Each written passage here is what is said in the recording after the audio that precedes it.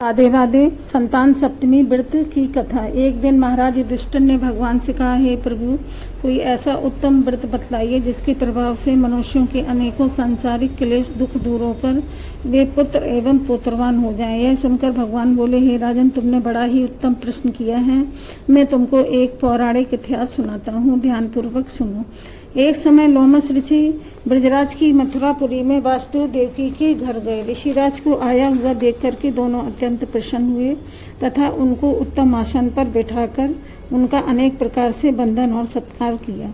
फिर मुनि के चरणोदक से अपने घर तथा शरीर को पवित्र किया।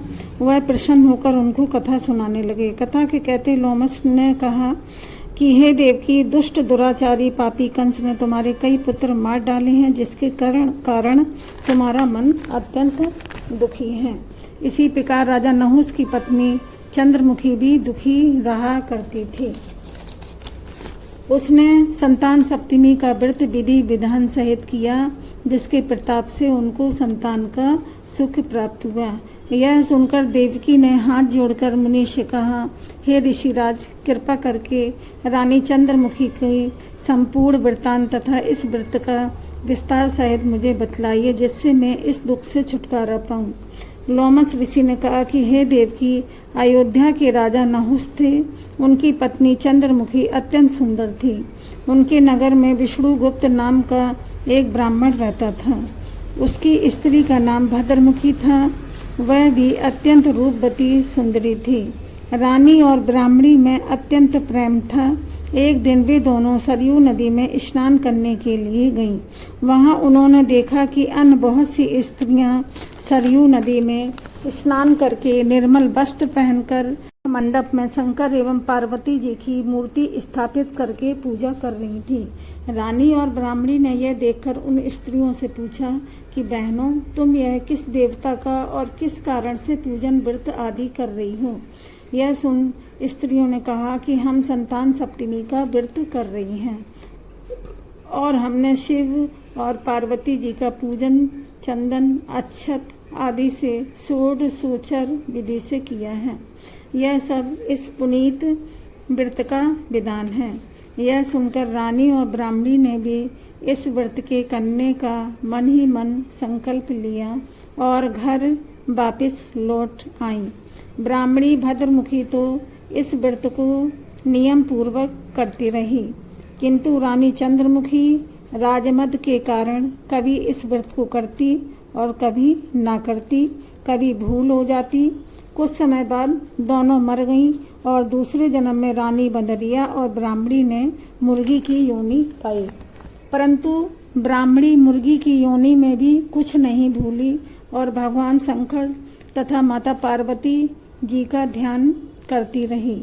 उधर रानी बंदरिया की योनि में भी सब कुछ भूल गई। थोड़े समय के बाद दोनों ने यह देह त्याग दी। अब इनका तीसरा जन्म मनुष्य योनि में हुआ। उस ब्राह्मणी ने एक ब्राह्मणी के यहाँ कन्या के रूप में जन्म लिया। उस ब्राह्मण कन्या का नाम भूषण देवी रखा गया तथा विवाह गोकुल निवासी अग्निशील ब्राह्मण से कर दिया। भूषण देवी इतनी सुंदर थी कि वह आभूषण रहित होते हुए भी अत्यंत सुंदर लगती थी। कामदेव की पत्नी रति भी उसके सम्मुख ल जाती थी। भूषण देवी के अत्यंत सुंदर सर्वगुण संपन्न चंद्रमा के समान धर्मवीर कर्मनिष्ठ सुशील स्वभाव वाले 8 पुत्र उत्पन्न हुए। यह सब शिवजी के व्रत का पुनीत फल था। दूसरी ओर शिव विमुख रानी के गर्भ से कोई भी पुत्र नहीं हुआ। वह निःसंतान दुखी रहने लगी। रानी और ब्राह्मणी में जो प्रीत पहले जन्म में थी, वह अब भी बनी रही। रानी जब वृद्ध अवस्था को प्राप्त होने लगी, तब उसके गूंगा बहरा तथा बुद्धिहीन अल्प आयु वाला पुत्र हुआ। वह 9 वर्ष की आयु में इस क्षणभंगुर संसार को छोड़कर चला गया। अब तो रानी पुत्र शोक से अत्यंत दुखी थी और व्याकुल होकर रहने लगी। देवयोग से भूषण देवी ब्राह्मणी रानी के यहाँ अपने पुत्रों को लेकर पहुँची। रानी का हाल सुनकर उसे भी बहुत दुख हुआ, किंतु इसमें किसी का क्या बस। कर्म और प्रारब्ध के लिखे को स्वयं ब्रह्मा जी भी नहीं मिटा सकते।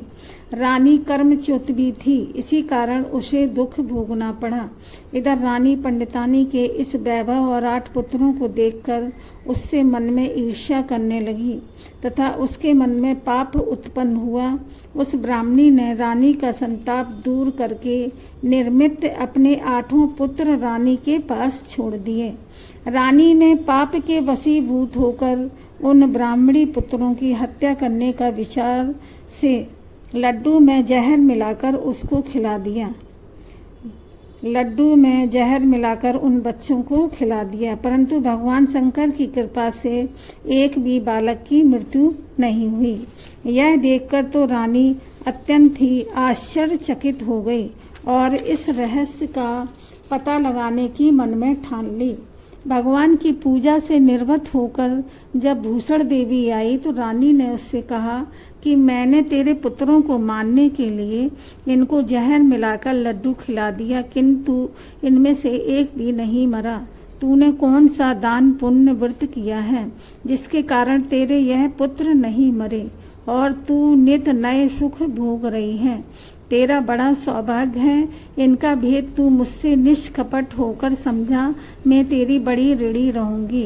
रानी के ऐसे दीन वचन सुनकर भूषण ब्राह्मणी कहने लगी, सुनो, तुमको 3 जन्म का हाल कहती हूँ, सो ध्यान पूर्वक सुनना।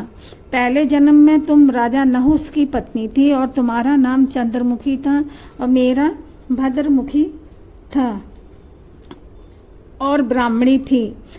तुम अयोध्या में रहते थे और मेरी और तुम्हारी बड़ी प्रीति थी। एक दिन हम तुम दोनों सरयू नदी में स्नान करने गई और दूसरी स्त्रियों को संतान सप्तमी का उपवास, शिवजी का पूजन अर्चन करते देख हमने इस उत्तम व्रत को कर लेने की प्रतिज्ञा की थी, किंतु तुम सब भूल गई और झूठ बोलने का दोष तुमको लगा, जिसे आज तुम भोग रही हो। मैंने इस व्रत को आचार विचार सहित नियम पूर्वक सदैव किया और आज भी करती हूँ। दूसरे जन्म में तुमने बंदरिया का जन्म लिया तथा मुझे मुर्गी की योनि मिली। भगवान शंकर जी की कृपा से इस व्रत के प्रभाव तथा भगवान को इस जन्म में भी ना भूली और निरंतर इस व्रत को नियमानुसार करती रही। तुम अपने बंदरिया के जन्म में भी भूल गई। मैं तो समझती हूँ कि तुम्हारे ऊपर यह जो भारी संकट है उसका एकमात्र यही कारण है और दूसरा कोई इसका कारण नहीं हो सकता है। इसीलिए मैं तो कहती हूँ कि आप अब भी संतान सप्तमी के व्रत को विधि सहित करिए, जिससे तुम्हारा यह संकट दूर हो जाए। लोमस ऋषि ने कहा, हे देवकी, भूषण ब्राह्मणी के मुख से अपने पूर्व जन्म की कथा तथा व्रत संकल्प इत्यादि सुनकर रानी को पुरानी बातें याद आ गईं और पश्चाताप करने लगी तथा भूषण ब्राह्मणी के चरणों में पड़कर क्षमा याचना करने लगी और भगवान शंकर माता पार्वती जी की अपार महिमा के गीत गाने लगी। उस दिन से रानी ने नियम अनुसार संतान सप्तमी का व्रत किया, जिसके प्रभाव से रानी को संतान सुख भी मिला तथा संपूर्ण सुख भोगकर रानी शिवलोक को गई। भगवान शंकर के व्रत का ऐसा प्रभाव है कि पथभ्रष्ट मनुष्य भी अपने पथ पर अग्रसर हो जाता है और अनंत ऐश्वर्य भोग कर मोक्ष पाता है। लोमस ऋषि ने फिर कहा, हे देवकी, इसीलिए मैं तुमसे भी कहता हूँ कि तुम इस व्रत को करने का संकल्प अपने मन में करो, तो तुमको भी संतान सुख मिलेगा। इतनी कथा सुनकर देवकी हाथ जोड़कर लोमस ऋषि से पूछने लगी, हे ऋषिराज, मैं इस पुनीत उपवास को अवश्य करूंगी, किंतु आप इस कल्याणकारी एवं संतान सुख देने वाले उपवास का विधान, नियम, विधि आदि विस्तार से समझाइए। यह सुनकर ऋषि बोले, हे देवकी, यह पुनीत उपवास भादों के महीने में शुक्ल पक्ष की 10वीं के दिन किया जाता है। उस दिन ब्रह्म मुहूर्त में उठकर किसी नदी में या किसी पवित्र जल में स्नान करके निर्मल वस्त्र पहनने चाहिए। श्री शंकर भगवान तथा जगदम्बा पार्वती जी की मूर्ति की स्थापना करें। इन प्रतिमाओं के सम्मुख सोने चांदी के तारों का अथवा रेशम का एक गंडा बनाएं। उस गंडे में 7 गांठें लगानी चाहिए। इस गंडे को धूप दीप अष्टगंध से पूजा करके अपने हाथ में बांधें और भगवान शंकर जी से अपनी कामना सफल होने की प्रार्थना करें। तदंतर 7 पुआ बनाकर भगवान का भोग लगावें और 7 ही पुए एवं यथाशक्ति सोने अथवा चांदी की अंगूठी बनवाकर इन सबको एक तांबे के पात्र में रखकर उनका षोडशोपचार विधि से पूजन करके किसी सदाचारी धर्मनिष्ठ सत्य पात्रा ब्राह्मण को दान देवें। उसके पश्चात 7 पुआ स्वयं प्रसाद के रूप में ग्रहण करें। इस प्रकार इस व्रत का पारायण करना चाहिए। प्रति साल की शुक्ल पक्ष की सप्तमी के दिन हे देवकी इस व्रत को इस प्रकार नियम पूर्वक करने से समस्त पाप नष्ट होते हैं और भाग्यशाली संतान उत्पन्न होती है तथा अंत में शिवलोक की प्राप्ति होती है। हे देवकी, मैंने तुमको संतान सप्तमी का व्रत संपूर्ण विधान विस्तार सहित वर्णन किया है। उसको अब तुम नियम पूर्वक करो जिससे तुमको उत्तम संतान पैदा होगी। इतनी कथा कहकर भगवान आनंद कंद श्री कृष्ण ने धर्म अवतार युधिष्ठिर से कहा कि श्री लोमस ऋषि इस प्रकार हमारी माता को शिक्षा देकर चले गए। ऋषि के कथनानुसार हमारी माता देवकी ने इस व्रत को नियम अनुसार किया जिसके प्रभाव से हम उत्पन्न हुए। यह व्रत विशेष रूप से स्त्रियों के लिए कल्याणकारी है परंतु पुरुषों को भी समान रूप से कल्याणदायक है। संतान सुख देने वाला पापों को नाश करने वाला यह उत्तम व्रत है जिसे स्वयं भी करें तथा दूसरों से भी करावें।